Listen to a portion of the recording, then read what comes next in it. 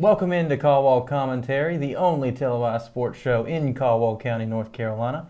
I am joined by my co-host, a 5'1.5" shortstop from the University of East Carolina. East Carolina University. Yes, I didn't actually play there.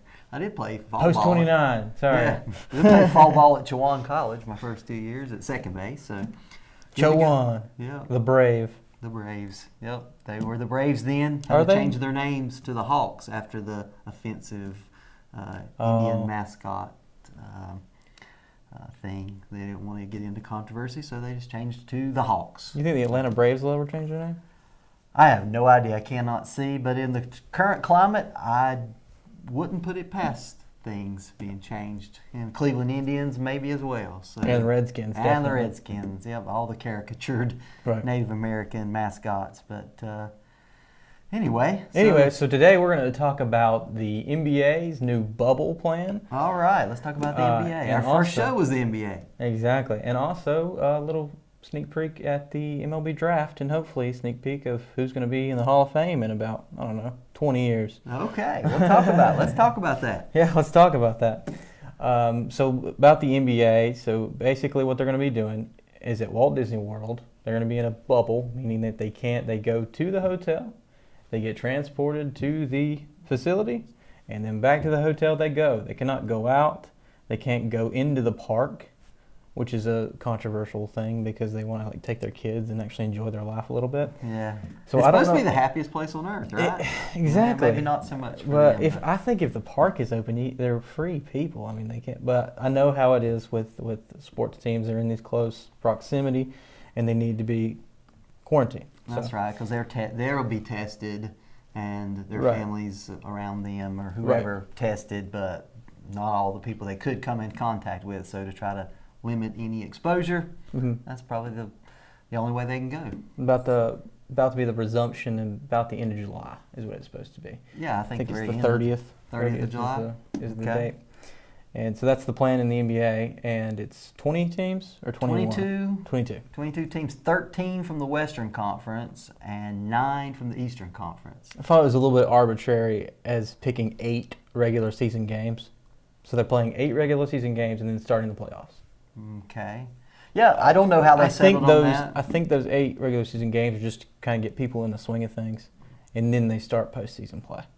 Yeah. I assume that's what their whole gain of doing that is, and Adam Silver's plan in wanting all the players to be in shape and healthy for the playoffs. Yeah, and you can't blame them for But that. for seeding, I don't know if 8 games is really going to make a huge difference in seeding. It probably will not because they'll be playing against each other. It probably won't change the standings that much. But, of course, our local Charlotte Hornets were excluded. Yes. The record was not on the right side of the bubble to make the this postseason push. So have to wait till next year. But hey, they say it's an asterisk anyway if you win it. So I don't know. I don't know. But people are thinking we're still sticking by the Clippers here. I think we're sticking by the Clippers. Or are we going with the Lakers now?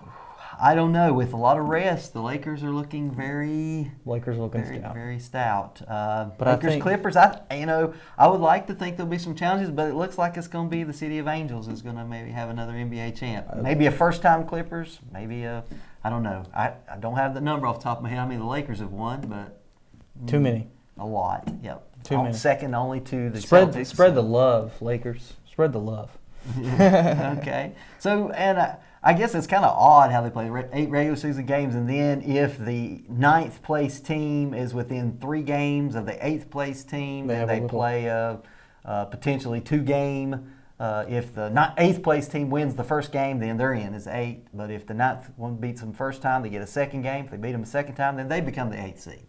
Right. So, They overly complicated what should have been could just have the been playoffs. simple. They could have just started them. And if they should have just said, okay, if we're within 1 game, which there were several. There were 3 teams within half a game in the Western Conference. That's Right. why more teams from the West than the East. And then 8th and 9th were close. They could have just played, the same thing. Just play 2 games. If the 8th seed won it, then it was done, and they were the 8th seed, and the 9th seed wanted to play another one. But I guess they wanted a little regular season, get them into shape, as you said. So we'll see how that shakes out. But think of anybody else besides the LA teams that might challenge? Maybe somebody from the East. Only other people they say is the Bucks could possibly do it. Well, of course, they had the best They have regular Giannis. season. I mean, that's pretty much the basis of their title win. If they actually win the title, it's Giannis. The Greek Freak, who is very hard to stop, very hard to guard, and actually plays defense. So it could be a formidable team. But I would be surprised if anybody else from the East makes it out besides Milwaukee. Maybe just from a talent standpoint and with the rest, maybe the Celtics from the 5th seed all the way up to making it. But I don't see the Raptors repeating this year. Yeah, no, the Raptors are not going to win it. So let's talk about MLB. Major The League Major League Baseball. Draft happened last week, I believe. Yes, it did. It started on Wednesday and into Thursday. Yes. Only 5 rounds this year. Only 5 rounds. And the only thing we have to talk about in Major League Baseball, seeing as how it's not looking very good, is the Major League Baseball draft. I do want to kind of talk about Rob Manfred a little bit. He keeps saying in the media that he wants to expand the horizons of MLB, but really, as an action, he's only kind of taken more away with this proposal to take away 40-some minor league baseball teams to make the draft only 5 rounds. He's really taken a lot from Major League Baseball, and he's trying to say he wants it to grow and become more of a international sport, but he's really kind of hurt his case in doing that because they've really lower scaled what they've done. What do you think about his leadership in this? I didn't hire him, but I know. I know it's very challenging times. I'm Right. not trying to play, politically correct here or not to rock the boat, but it's been a really challenging time. And he really doesn't have much of a say between the players and the owners. He can kind of be that liaison and then, Right. of course, setting the guidelines by which they'll play. But I think he could have done a little better job on some fronts. But, yeah, we'll see. Not looking like we're going to have baseball this year. Yeah. No minor league, already out. And as you said, there are probably several minor league teams may never play again. Right. I just bring him up because that's the main talk of the time right now is the inability to actually get a season started and to talk with the players' union and get something settled, because that seems to be the holdup is the unwillingness to give them a good chunk of their change that they. Yeah, well, players play as a job to get Right, money, and exactly. so you can't really fault them that much for that. But it's the owners make a lot of money, Right. So I guess I would err a little bit on the side of the players here. But of course, the players will have to make some concessions. These are extraordinary times. All right, they're not going to be fans. There's not going to be. Right. Right. So, but oh well. Let's talk about the draft. Let's talk about something. Let's talk about positive. Yes, let's talk about making positive. kids' dreams come true. Major League Baseball draft.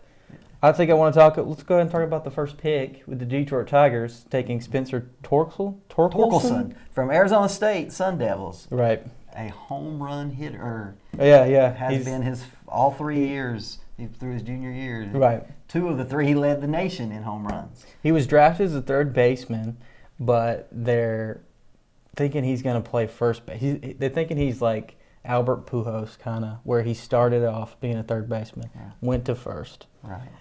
Do you feel like that's what it'll be? Yeah, I think that's probably a good bet. He was a workable third baseman at the hot corner. Good hands, not as good a mobility or range, which he wouldn't be somebody like a Nolan Arenado Gold Glove candidate at third Right. base. But they drafted him for his bat. Right.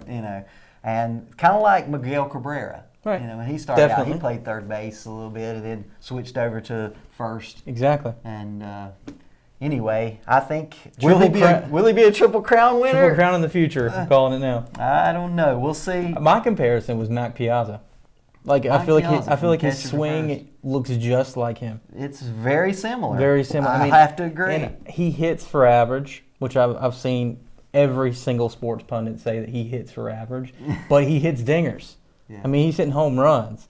So Mike Piazza was kind of a good in between. I can hit for average, but I can also hit. Yeah, but his swing does remind me of Mike Piazza's. He wants to put a hurt on the baseball when he swings most of the time, but still gets on base at a pretty high clip. Detroit Tigers, first pick again. Right. Past year. you're Let's a hope- Tigers fan. Let's hope the Detroit Mud Hens will have a successful season this year. Oh, goodness. Would you like to talk about any of the 2 through 5? Because I want to talk about Austin Martin. Okay. Well, Austin Martin from Vanderbilt, Yeah. defending national champions in Right. College World Series, Vanderbilt Commodores. He is a, five-tool player. Right. Got everything, and so probably number 2 behind Torkelson. But he went all the way down to number 5 because Right. the teams above him in the draft all valued pitching Right. over position players, Right. and so he went to the Toronto Blue Jays, Right. number 5. Right. He had a 368 career batting average at Vanderbilt. That's nothing to sneeze And at. at his career average at Vanderbilt, and he had more walks than he did strikeouts in the whole career. He's an excellent batter, that's for sure. and not only but bat, which is probably his biggest plus, but he is a major utility player. Definitely. He can play, scheduled to play maybe in 5 different positions. Right. Third base, shortstop, second base, even some center field and right field. Right. And could even play in left field. That'd be 6 positions potentially. You don't see that, level of utility from many players coming out of college these days. But I had a comp, and you can tell me if I'm wrong about this. okay, But Tony Fernandez, old because Tony he's Fernandez. a shortstop, right. but he doesn't swing at bad pitches. That's right. He makes the pitchers pitch. Right. And, that usually translates to a long career. Right. And Tony only had, I think his career high in strikeouts was 70. Yeah. When in a 100 and since something, I don't know how long the season is. It's 162 so long. games. 162 games, and you only usually. strike out 70 sometimes. That's pretty darn good. Yeah, that's pretty good. I mean, the best ones in the whole season, the last few seasons, were in the 30s. Right. Which is amazing. Which is incredible. But nothing like they did way back in 1899 or 1910. Right. But for the modern game, that's pretty impressive. That's a little skewed, I'd have to say. Yeah. Ty Cobb's, 368 career batting average is maybe a little skewed. Yeah. Well, it's hard to compare to back then and the Right. dead baseball era and all that. But, fifth draft, which, with just 5 rounds, but not having this season, he's projected about a $4 million signing bonus at number 5. Wow. So that's pretty good. That's a good chunk of change. Pretty good chunk of change. And for the Toronto Blue Jays, maybe we should talk a little bit about what are they building there. So they have Bo Bichette, great young player, who's probably the most hyped rookie for this season. If we ever have this season, Bo Bichette's probably the biggest hyped guy, and he's a shortstop. Yeah. And it's the same position as Austin Martin. Yeah. Which is, it's so close to the car, so maybe he's going to be vroom. Is he going to be fast? Then you got Kevin Biggio there. Craig Biggio. Vladimir Guerrero. Vlad Guerrero, home run. He put on a show last year. Everybody watch out for the Blue Jays in, 2025? Yeah, some good young pitching. So, they're building something there in Toronto. Maybe let's talk about some of the other. Heston Kierstad from Arkansas Razorback taking 2 to Baltimore Orioles. Mm-hmm. That's some good young talent in Baltimore. With Kierstad, he was probably the number 4 or 5 talent there, but they really liked what they saw in Baltimore. Needed an outfielder, wanted an outfielder. That's what they were targeting. That's who they got from Arkansas Razorbacks, who really had a couple good College World Series a few years ago. And then we got pitchers. Max Meyer went to the Marlins from Minnesota Golden Gophers, and Asa Lacy from the Texas A&M went to the Kansas City Royals. Then Austin Martin. Then a right-handed pitcher from Georgia, Emerson Hancock, another really good right-handed pitcher, starting pitcher, comes in. And that's what they valued this year in the draft. Somebody that had not freshmen that declared themselves, seniors and juniors that had already were built up, knew that had a very low ceiling, already could come in and probably compete at a double AAA level straight out of college. Didn't have to have development time. Right, so. And that was the key to this year's draft is they didn't even have a high school player until when was first high school player? He wasn't even in the top. Right here, number 8. 5. No. Number 8 before you got a high school player, that is the first time since 1978 that there wasn't a high school player in the top 3. Well, that's good that they're valuing some leadership, and hopefully that does more for getting kids into college baseball, because college baseball is fantastic. Oh, I love college baseball. Let's talk about, oh my gosh, Omaha. Let's talk about Omaha. Yeah. Well, Omaha's going to be missing it this year. You're right. This year. This is the time of year when that would be going on. Right now, we would be having College World Series this week. But alas, none. Also, I mentioned Tony Fernandez, and he just passed away in February, so rest in peace, Tony Fernandez. Yeah. Aaron Sabato. Let's talk about positive. Okay, let's talk about your Tar Heels. Well, you had other local boys you wanted to talk about. Talk about some local boys. Well, the highest somewhat local player was NC State's catcher Patrick Bailey, who went number 13 to the San Francisco Giants, supposedly the future heir apparent to Buster Posey's position. When you think catcher Giants, it's Buster Posey. Yep. Number 18, Bryce Jarvis, right-handed pitcher from Duke, kind of a Marcus Stroman prototype pitcher. And then 25th was Jared Schuster, a left-handed starter. Do you say that because Marcus Stroman also went to Duke?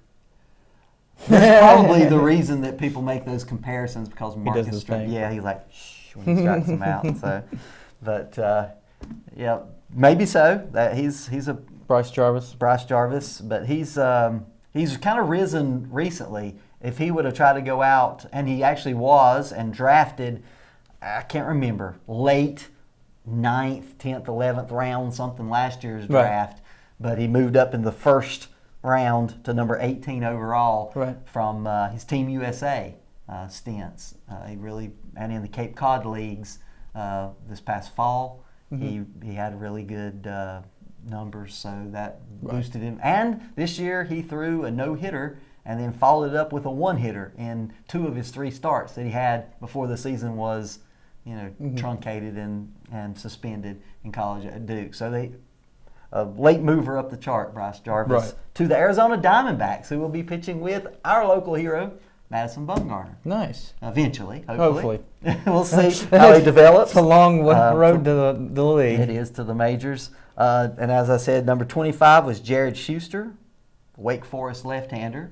He was projected to go in the top 30 and did. And then, of course, your Aaron Sabato. The home run. He was actually leading the ACC in home runs before the season was suspended from the Tar Heels. In May of 2019, I remember watching him play the NC State Wolfpack. Yeah. I think they were ranked 14th. We were ranked 15th at the time. And he hit for the cycle. Wow, that's exciting. It was electric to see him, and the way he runs though is the best thing in the world. Please show that B-roll.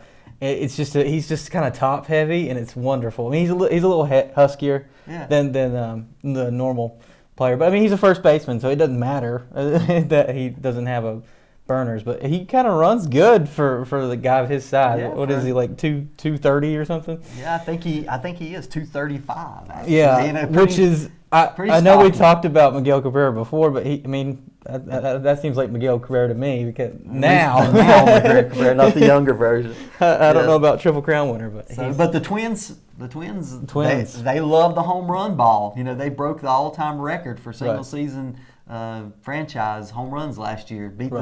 On the last game of the season, beat the Yankees by 2 home runs for the season last year overall, and he'll fall right in place with 27th overall. He hits dingers, Pop. Dingers. He hits dingers. That's right.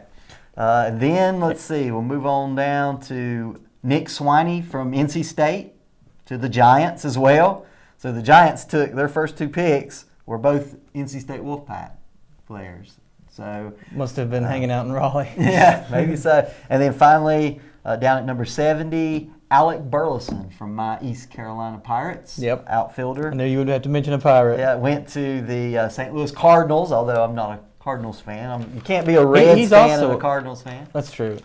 He's also a first baseman, right? Didn't their first baseman get drafted?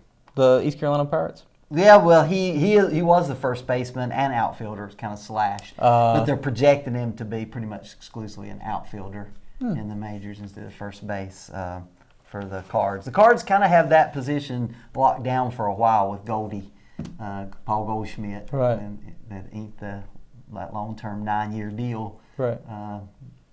So that we're projecting an outfield, and then some high school guys.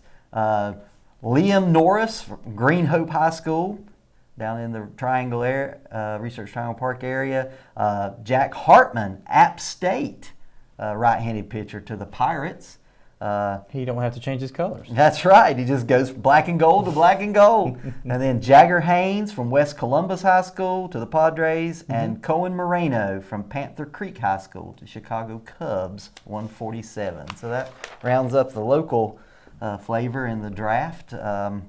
So If you're a prospect right now, Right. and you didn't get drafted, I wouldn't really feel too bad. I mean, what's the normal? How many rounds do we usually have? Like 30?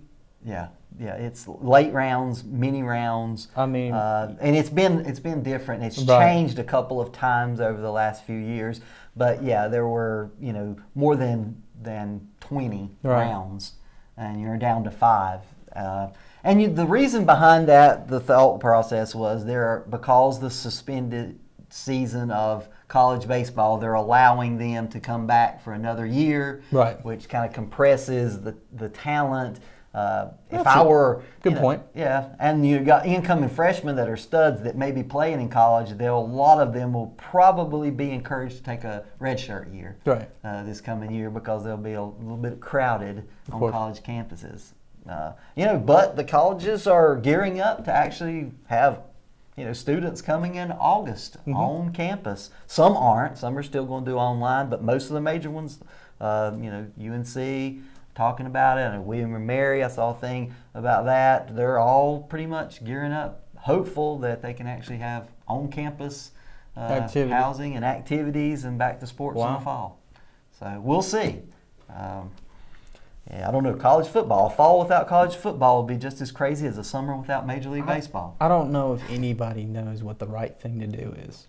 It's so tough. Open, not open. I mean, have sporting events, not have sporting events. But as a football fan, I absolutely don't want this to tarnish any of our NFL season or college season. I mean, college football is what the South was born on, right? Yeah. We can't not have Texas football. Yeah. I just don't see that happening. Yeah. I just don't see that happening. It's. I believe in some form they will have. Right. Albeit, if there were a single sport that would have probably the highest likelihood of exposure to, someone with COVID that it might be positive and asymptomatic, getting them, you can't get much more close contact than football. Right. Unless it would be wrestling, which is one-on-one, straight, Right. with no pads or no face masks or That- anything. But That's pretty much, yeah. I mean, it's almost impossible to practice. Yeah, with exactly. the restraints and all. But nobody knows what the right thing to do is. Hopefully, I just had to touch on the third major sport since we Yeah. already talked about the other yeah. two. Anybody else you want to talk about in the MLB pipeline? They got drafted. Let's So see. you're excited to see maybe. A pitcher, Reed Detmers from Louisville. Mhm. He was taken, dropped down to 10th, but he's in the top 10. Right. Brendan McKay, who was a two-way player that the Tampa Bay Rays and was Durham Yeah. Bulls player when you were there going to see a lot of the Durham Bulls games last year and the year before. He was a two-way pitcher and batter. So he played some games at first base, some games as DH, and some games as pitcher, kind of like Shohei Ohtani from the Angels. That was the last high draft pick the Louisville Cardinals had. And now we got another one, Reed Detmers, who's a left-handed pitcher as well for the Angels. Right. So I think, and that's a big need for the Angels, why they spent all that money Right. on third baseman when they're this year from Right. And yet Anthony Rendon. Rendon, exactly, who was the MVP of the World Series. Mm-hmm. You can't fault them for that. And then they got Trout and a lot of offensive weapons, but they're saying, well, they can't win if they don't have any pitching. Well, maybe I think there's an opportunity there for him and some really good pitchers in the minor leagues as well. So, honestly, I think that maybe the Angels might make the playoffs next year with what they have. So Maybe so. that's one player. Reed Detmers from Louisville, number 10. I mean, you have Mike Trout, Anthony Rendon. I You mean, got on it. paper, it looks like offensively an amazing team. I feel like if Tyler Skaggs was still alive, that would help. that was tragic all the way around. And of course, you got some high schoolers that people took chances on. Some of them were really super highly touted, like the Padres taking Robert Hassel III from Independence High School in Tennessee. They're really big on him. But, and the Mets taking Pete Crow Armstrong out of Harvard Westlake High School out of California. The Mets, an outfielder, another really exciting 5-tool player, potentially, 40-40 guy, 40 home runs, 40 steals. Somebody like Barry Bonds in his younger years could have done. Right.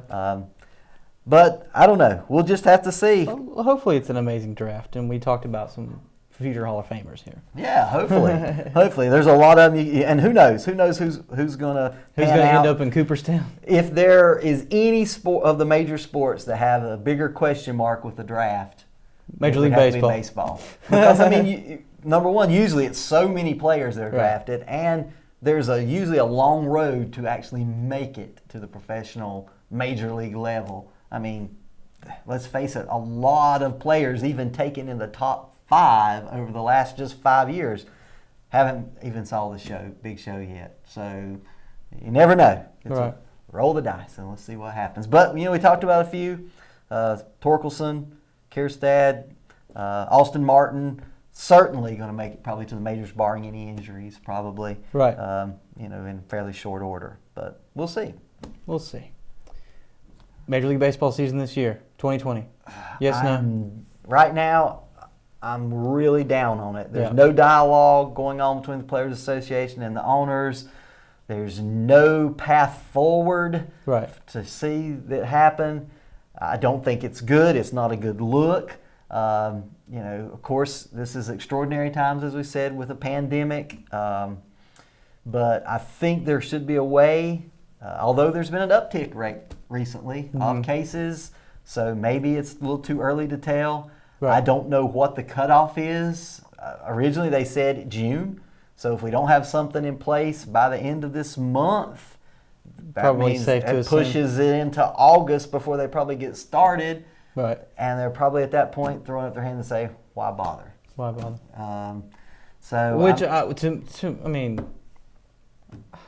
I think it would be okay if they started in August.